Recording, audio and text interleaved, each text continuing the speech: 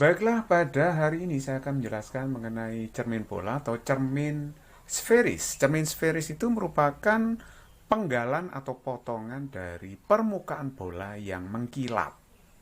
Jadi bagian yang cembung itu akan menjadi cermin cembung, bagian yang cekung akan menjadi cermin cekung. Jadi cermin cekung itu disebut juga sebagai cermin positif. Kalau kita gambar itu seperti ini ya. Ini permukaan yang cekung yang mengkilap menghadap ke kanan, sedangkan yang diarsir ini adalah bagian yang kusam. Jadi kalau meletakkan benda itu di depan cermin sini untuk menghasilkan bayangan. Nah, titik O itu merupakan titik vertex. Sedangkan F itu titik fokus. Titik fokus itu adalah titik tempat pembentukan bayangan jika bendanya terletak di jauh tak hingga. Kalau M ini disebut sebagai pusat kelengkungan cermin. Jadi ini tadi kan merupakan permukaan bola. Jadi ini kalau gambar dua dimensi ini berupa busur lingkaran. Tapi sebenarnya adalah permukaan bola. Ya.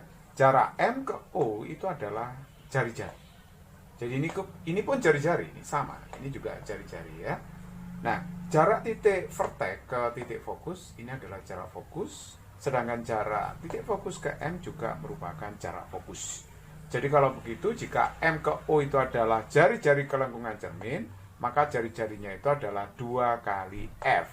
Dan F-nya itu bernilai positif, jari-jarinya juga bernilai positif, karena itu cermin cekung disebut sebagai cermin positif. Nah, untuk mengetahui letak bayangan atau sifat-sifat bayangan secara cepat dan tepat, maka kita harus mengerti penomoran ruang benda dan bayangan. Untuk cermin tidak seperti lensa. Kalau cermin nomor ruang benda dan bayangan itu berhimpit. Jadi kalau nomor ruang benda bayangan ruang 1 itu di sini, ini ruang 2, ruang 3 di situ ya. M seterusnya ke kanan itu ruang 3. Kalau 2 terbatas di antara F dan M, ruang 1 di antara F dan O. Kalau ruang 4 itu ada di belakang cermin. Begitu. Nah, kalau cermin cembung atau disebut juga sebagai cermin negatif, nah, yang berhadapan dengan permukaan cembung itu adalah ruang 4 ya. Nah, ruang 1 itu antara O dan F, ruang 2 antara F dan M. Nah, ini merupakan titik fokusnya sama sebenarnya dengan cermin cekung. Jadi antara F dan M ruang 2, M seterusnya ke kanan itu merupakan ruang 3.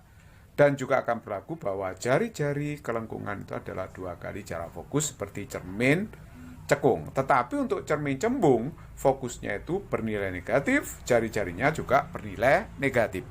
Makanya cermin cembung itu sering disebut sebagai cermin negatif. Contoh penggunaan cermin cembung itu adalah spion mobil, spion sepeda motor. Jadi kalau begitu nanti benda untuk cermin cembung itu terletak di ruang 4, yaitu di depan cermin ya. Maksudnya benda yang nyata itu terletak di depan cermin, yaitu ruang 4. Kalau cermin cekung itu bendanya bisa diletakkan di ruang 1, 2, 3. Nah, itu untuk benda nyata.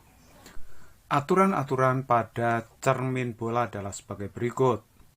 Aturan yang pertama, nomor ruang benda plus nomor ruang bayangan itu harus 5. Jadi kalau misalkan Anda meletakkan benda di ruang 1, bayangan tentu di ruang 4. 1 tambah 4 itu 5 ya. Jadi kalau ada benda di ruang 2, bayangan di ruang 3. 2 tambah 3 itu 5. Begitu juga kalau misalkan Anda punya benda di ruang 4 di depan cermin cembung, bayangannya pasti di ruang 1. 1 tambah 4 itu 5. Nah, itu maksud aturan yang pertama. Aturan yang kedua, nomor ruang benda kalau lebih kecil dari nomor ruang bayangan pasti diperbesar. Contoh, benda di ruang 1, bayangan di ruang 4. Nah, karena 4 nomor ruang bayangan lebih besar dari nomor ruang benda pasti diperbesar. Nah, kalau misalnya benda di ruang 2, bayangan di ruang 3. Karena nomor ruang bayangan 3 itu lebih besar dari nomor ruang benda, pasti diperbesar. Kalau benda di ruang 3, bayangan di ruang 2. Nah, karena nomor ruang bayangan lebih kecil dari nomor ruang benda, maka diperkecil. Begitu juga untuk cermin cembung ya. Jadi kalau ada benda di ruang 4, bayangan itu di ruang 1. Jadi kalau nomor ruang bayangan itu lebih kecil dari nomor ruang benda, pasti diperkecil. Jadi kalau Anda bercermin di muka cermin cembung, pasti mendapatkan bayangan yang lebih kecil. Kalau ada bayangan di depan cermin, nyata terbalik, bayangan di belakang cermin, maya dan tegak. 3 aturan yang pertama, ini akan sama dengan aturan pada lensa tipis, sedangkan 2 aturan yang terakhir ini berkebalikan dengan aturan lensa tipis.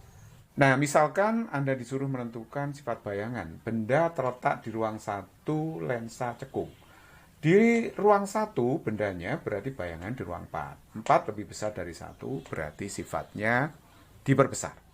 Jadi sifat bayangannya diperbesar. Nah, karena 4 lebih besar dari 1 ya. Terus kemudian karena bayangan di belakang cermin berarti bersifat maya. Karena maya berarti tegak. Misalkan ada benda di ruang 4 di depan cermin cembung.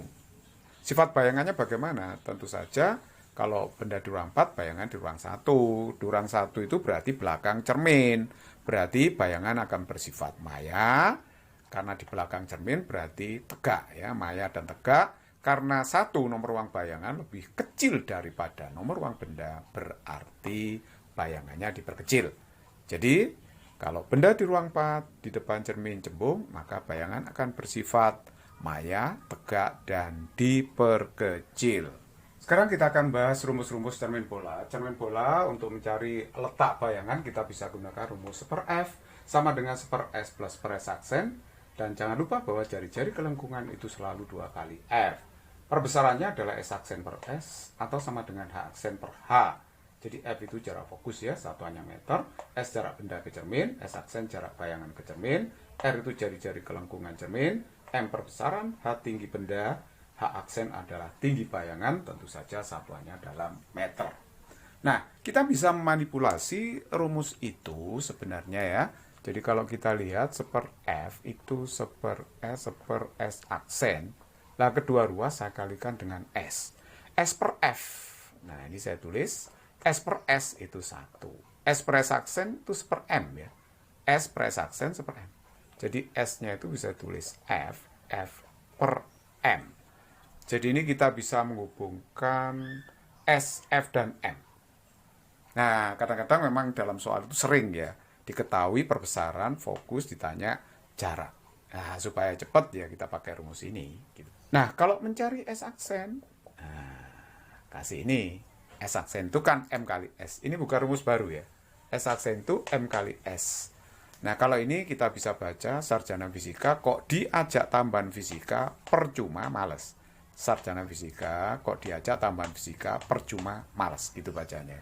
Jadi kalau males kirim aja SMS. S aksen M kali S ya. SMS. Nah, nanti kita praktekkan rumus-rumus ini dalam menyelesaikan soal. Saya kasih contoh soal, ini soal yang pertama. Sebuah benda terletak di depan cermin cekung pada jarak S diperoleh bayangan nyata dengan perbesaran 3 kali. Jika benda digeser 10 cm mendekati cermin, maka diperoleh bayangan maya dengan perbesaran yang sama.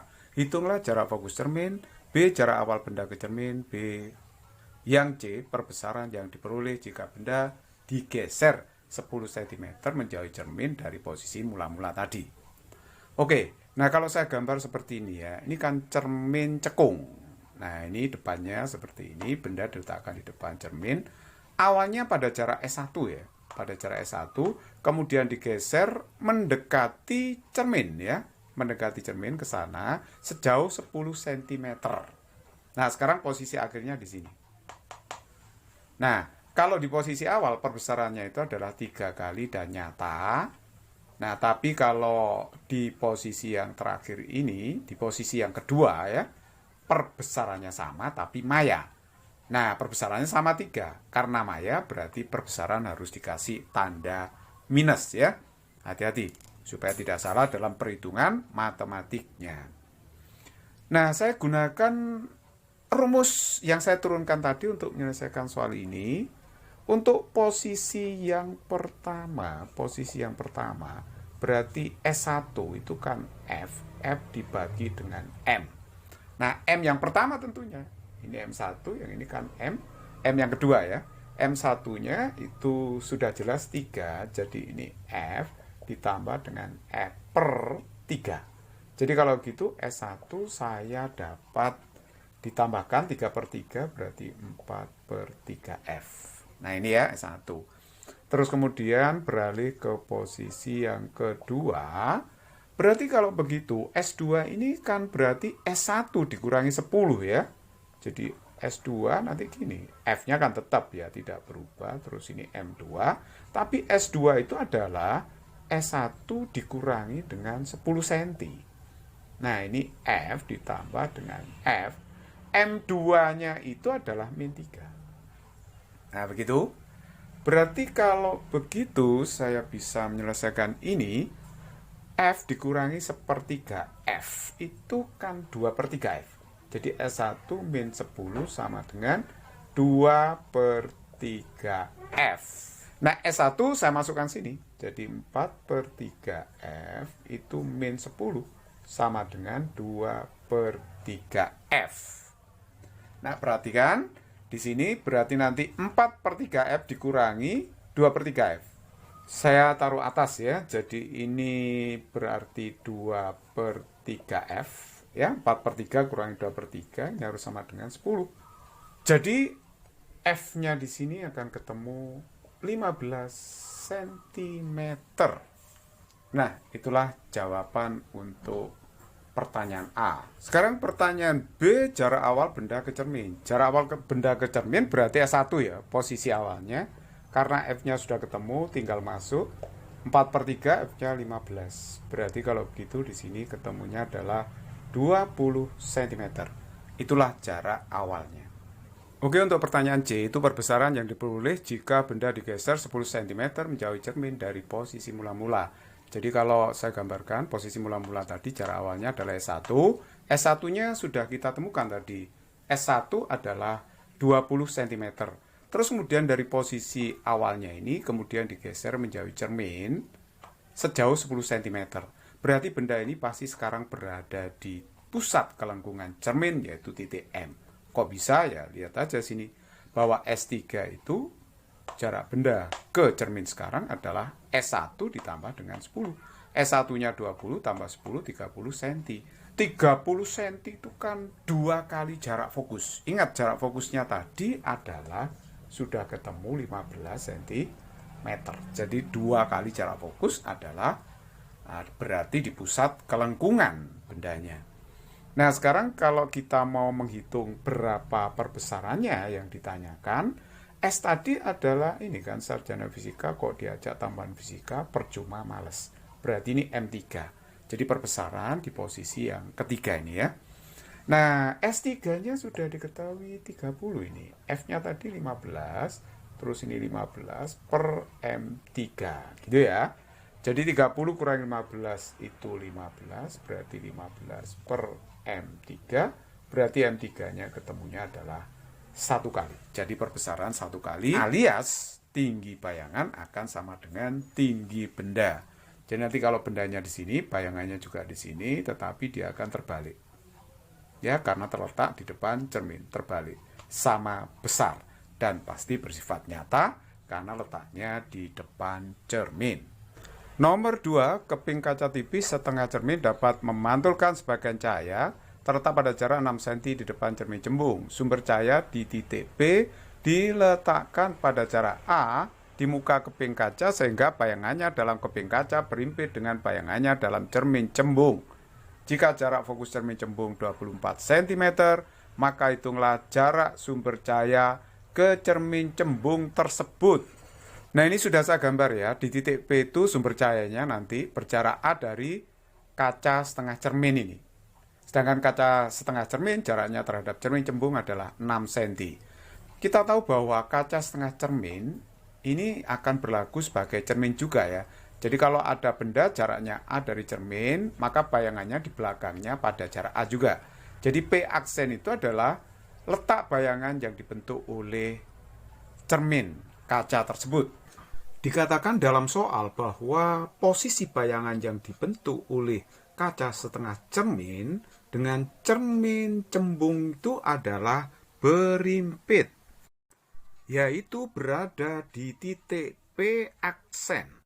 Jarak benda ke cermin cembung, nah itu kan bisa dihitung ya, perhatikan cermin cembungnya. cermin cembungnya, berarti S-nya itu kan A ditambah 6 ya. A ditambah 6, jarak benda ke cermin. Nah, sedangkan jarak bayangan ke cermin di sini kan, ini letaknya S aksen. Jadi S aksennya itu adalah secara matematis A dikurangi 6. Ya, ini ke sini. A dikurangi dengan 6. Tetapi bayangan terjadi di belakang cermin cembung, sehingga ini harus dikasih tanda negatif. Sekali lagi perhatikan bahwa titik P aksen itu adalah tempat atau posisi pembentukan bayangan yang dihasilkan oleh kaca setengah cermin dan juga posisi bayangan oleh cermin cembung. Sekarang kita gunakan rumus tadi, yaitu seper F itu seper S aksen. Seper F fokusnya sudah diketahui 24. Tapi ingat bahwa cermin cembung itu mempunyai jarak fokus yang negatif. Jadi jangan lupa memberi tanda min. Kalau tidak dikasih min, salah hitungan matematisnya. S-nya adalah A plus 6. Ini S aksennya min. Jadi kalau begitu di sini langsung minus seper A min 6. Nah, seperti itu. Sekarang ini kita bisa sederhanakan. Jadi ini dikalikan aja, berarti A plus 6, A min 6, yang atas berarti A min 6, minus A plus 6. Nah, kita lanjutkan. Ini berarti min seper 24 sama dengan A dikurangi A habis, jadi min 6 dikurangi min 6, min 12 yang atas ya. Jadi yang bawah ini A dikalikan A, berarti A kuadrat min 36. Jadi kalau begitu A kuadrat min 36 sama dengan 24 dikalikan 12. Itu kan 288. Jadi ini A kuadratnya 288 tambah 36 berarti 324. Oleh sebab itu A-nya berarti akar 324. Nah, akar 324 itu adalah 18. Jadi A-nya ketemu 18 cm. Pertanyaannya tadi adalah jarak sumber cahaya ke cermin cembung. Jadi ini yang ditanyakan ya. Nah ini S-nya berapa? Jadi kalau kita ditanya S, tentu saja S-nya itu adalah A ditambah dengan 6 cm itu. Jadi 18 ditambah 6 berarti hasilnya adalah 24 cm. Itulah jawabannya.